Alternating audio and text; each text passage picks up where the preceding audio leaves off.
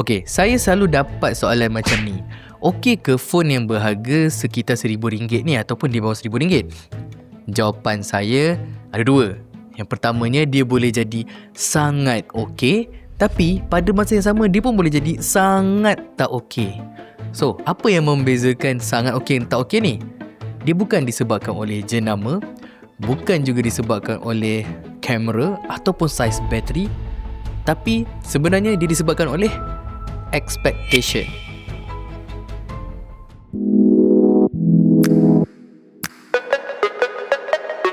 So kalau korang tengah cari phone sekitar bajet RM1,000 ni, mungkin video ni boleh bantu korang untuk buat keputusan.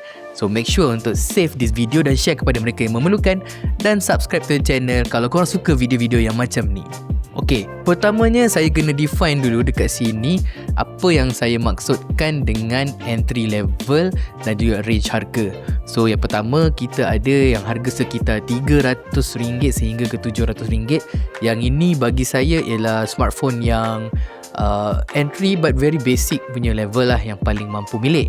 Seterusnya ada range daripada RM700 sehingga ke RM900. Yang ni lebih baik, spek dia masih lagi dalam kategori entry level, dan lebih baik berbanding dengan kategori yang sebelum ni. Dan yang saya nak bahaskan dalam video ni ialah range yang di mana harga lebih kurang sekitar RM900 sehingga ke RM1,200. Yang ini ialah bagi saya kategori apa untuk entry level, dan dia dah start untuk masuk creeping in into mid range punya smartphone. Dan untuk pengetahuan anda semua, inilah segmen yang boleh dikatakan antara yang paling banyak sekali dikeluarkan oleh manufacturer setiap tahun, kerana dekat sinilah demand yang paling tinggi, which is berbaloi dengan harga dia juga. Okay, now that kita dah establish range harga dalam topik pada video ni, sekarang saya nak bagi tahu anda apa yang boleh dianggap sebagai expectation yang patut korang ada untuk kategori phone di harga sekitar RM900 hingga RM1,200 ni. So yang pertamanya, dia sepatutnya mempunyai user interface, user experience yang memuaskan. So kalau setakat nak menggunakan social media kan, scrolling ke, nak tengok movie, nak tengok YouTube ataupun Netflix, sepatutnya tidak ada masalah. Dari segi kamera pula, dia akan dikatakan agak bagus untuk di waktu siang ataupun apabila keadaan condition yang lighting yang cukup. Bila malam ni, kita memang boleh orang kata tutup mata sebelah lah. Memang definitely even phone yang berharga RM4 hingga RM5,000 pun sebenarnya very struggle nak hasilkan gambar yang bagus pada waktu low light.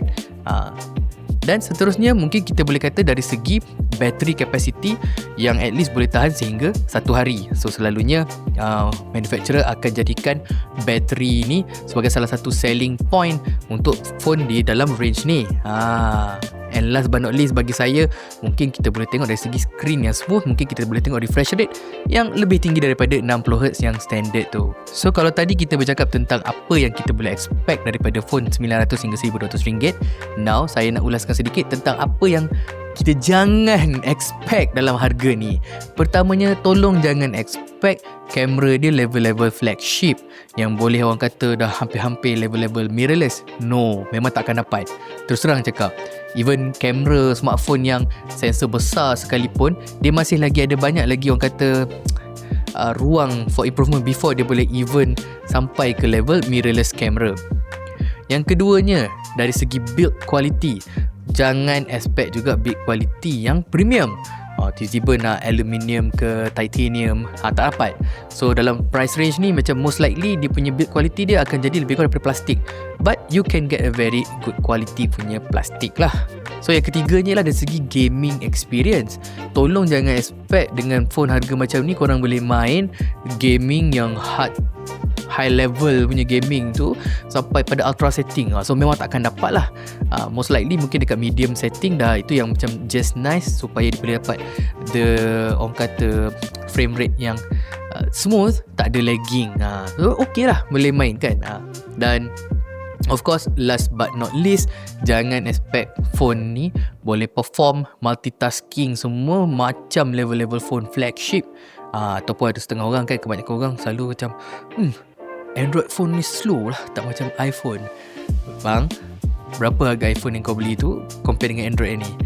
Tolong samakan dulu apple to apple So having said that, ada 3 area yang saya rasa anda patut ambil kira apabila nak beli smartphone di dalam range harga ni. Pertamanya dari segi CPU dan juga RAM, kita sekalikan lah dari segi performance.